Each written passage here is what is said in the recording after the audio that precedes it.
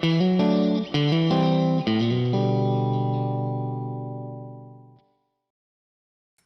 the Ebor Festival at York is one of the great race meetings. I've been privileged enough to be there, and the chairman of the York Racecourse in Lord Teddy Grimthorpe.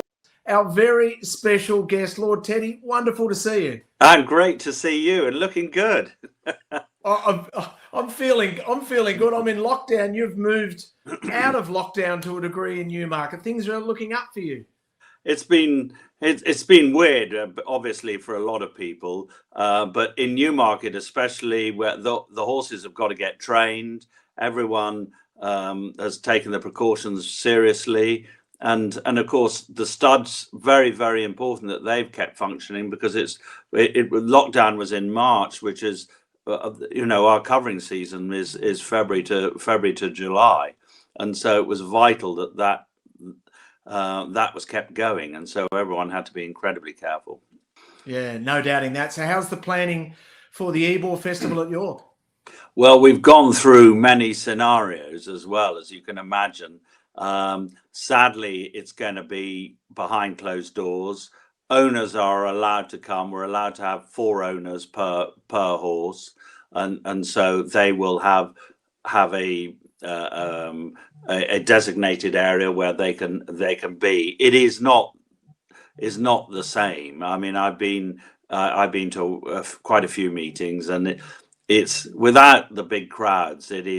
Especially, it's very odd watching. I mean, biased opinion, but watching a Enable win a 3rd King George to almost silence was an extraordinary experience, and watching the Derby winner make all Serpentine make all in the Derby, and again silence. It was extraordinary. Last year will be hard to top, considering we saw Stradivarius, considering we saw Enable trot up in a Yorkshire Oaks. The Ebor's always such a massive festival, and then sublime speed from a Shadwell speedster as well. There was so much to love last year. It was, we'd sat down and said, right, what do we want to happen at Ebor? Who do we want to be here, and how is it going to happen? I mean, you couldn't have in your wildest dreams Stradivarius winning a £2 million bonus, Enable winning a 2nd Yorkshire Oaks, Battash absolutely blasting up the Knavesmire. I mean, it just had it all, really. That's right. And it is that unique race, the Ebor, which us in Australia, through our Lexus Melbourne Cup, have fallen in love with, because we know it's such a great form reference. Seems like as soon as they hit the line, they all start talking the Lexus Melbourne Cup.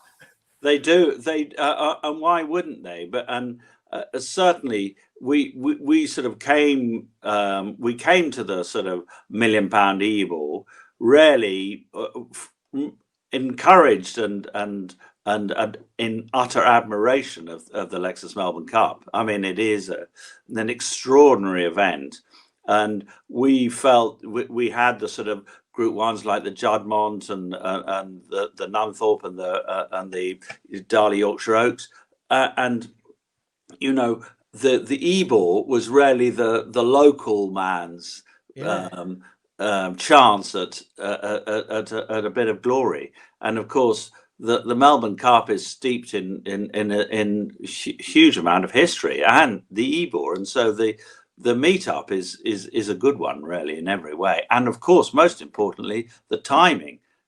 You can win the Ebor, and then your first thought is to be how you're going to get to Flemington. Yeah, that's right. Well, Mustajir won the Ebor, then came to the Melbourne Cup. Things didn't pan out for him. We look at the great Voltigeur in the past, cross counter, running so well, coming to Melbourne Cup, and then last year Prince of Arran was correct. He ran a big race at the Ebor, and then ran a much bigger race in the Melbourne Cup. And then we saw behind Stradivarius a 3-year-old called Il Paradiso, who arguably should have won a Lexus Melbourne Cup. He was a bit unlucky, but but those are the stories that we all thrive on. Coulda, woulda, shoulda, really, and it is that's the excitement. And again, with you get a race like the Melbourne Cup, we just sit back in admiration of the nation stopping, everybody has got a great opinion about who's going to win. The sweepstakes up and down the country, the betting is extraordinary, you know, and you never know what's going to happen when those barriers open. Yeah, that's right. How do you divide your time and passions when you're during the Ebor Festival, and one of your champions that you manage is the racing manager for Prince Khalid Abdullah?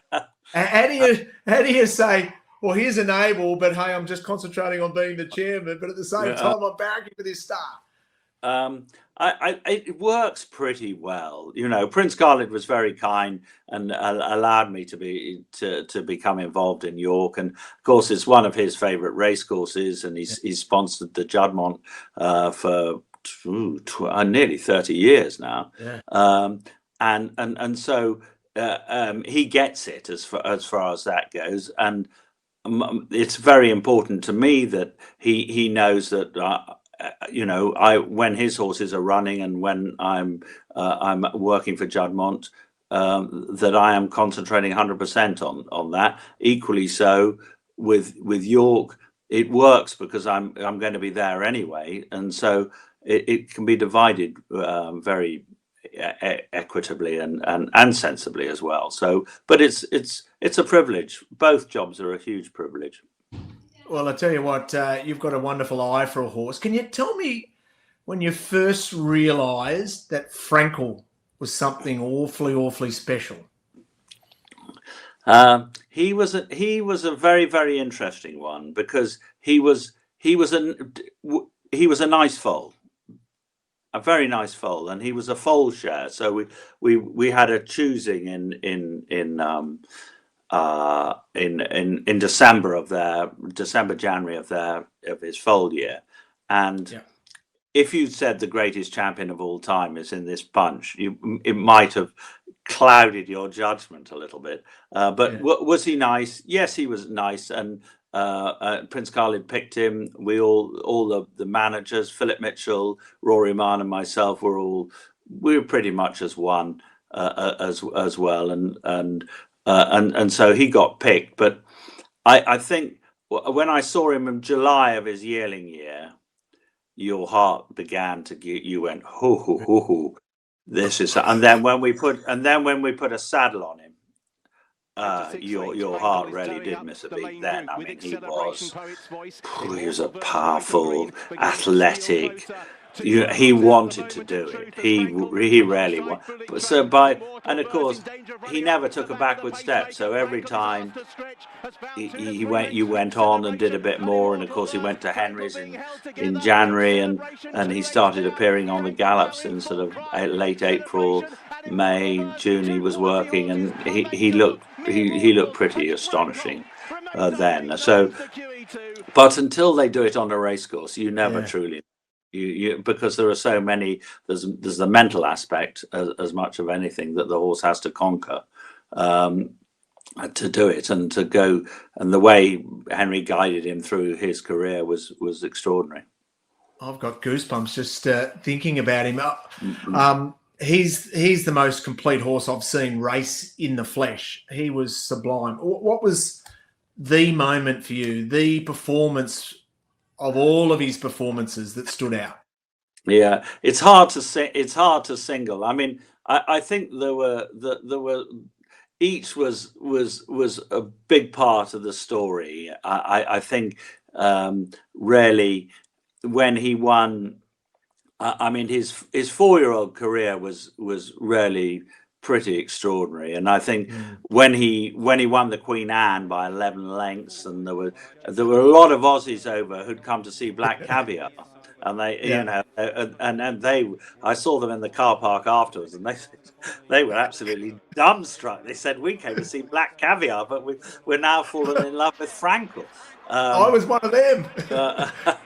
That was extraordinary.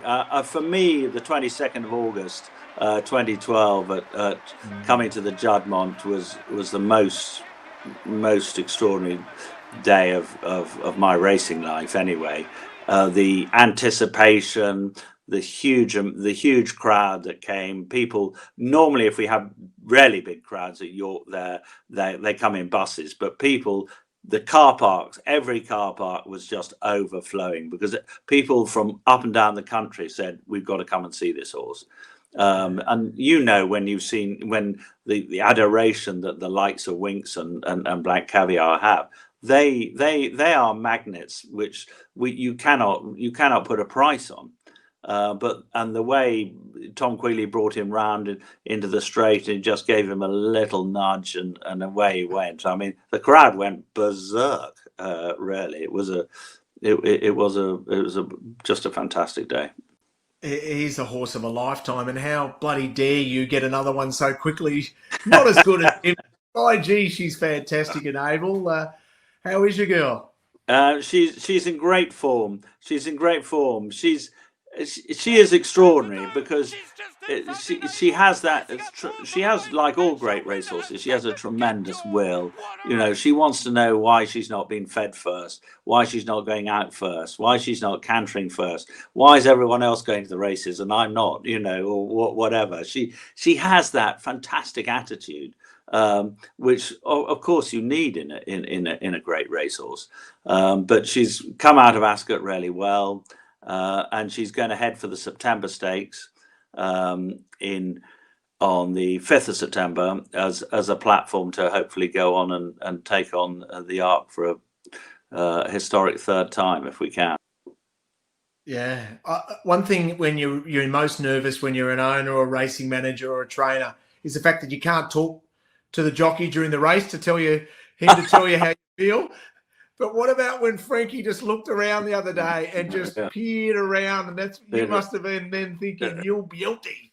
Yeah, I was bubbling up then, I have to say.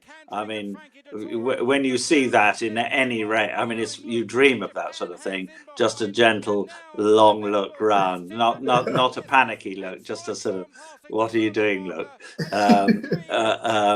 It's something else, really, and especially to win 3 King Georges is sort of slightly not being put in the shade, but that's a extraordinary thing. I remember Bill Pyers winning on Dahlia, and then he ran third behind. They both ran third behind Grundy and Bastino the next year, but. Those sort of historic moments in sport. We nowadays in the old days we used to celebrate for ages, and now we sort of move on to the next thing a bit too quickly, in my opinion. Lord Teddy, it's just wonderful to catch up with you. We just wish you all the very best. If it helps you at all, we are glued here in Australia on every one of the races in all the major carnivals. I know that doesn't help you from a crowd point of view, but no, it's great. It's vital because we've got to keep that big thread going. Really, you know. Now, obviously, the connection, the international connection, is vital. There's York and Flemington, but in the worldwide concept of thing, that we have to keep our business rolling. So it's hugely appreciated, and we love the thought that and it's just like you know, when we get up in the morning to watch your great races, and the sort of 3 o'clock in the morning to watch the Cup. It really is. It's a rite of passage, and we're only sorry that you aren't here to come and drop the Cup again. You promised you wouldn't mention that. Oh, I did catch it though. You did catch it. You didn't catch it. Did you did you drop the baton ever? No. Too many times, I can assure you. I've got a photo with Amanda Elliott's face. Yes. Looking like thinking that I'd dropped. How old's that trophy? It's only a couple of 100 years old. Great to reminisce on all your champions. And if we had gone through absolutely all of them, we'd be here for forever.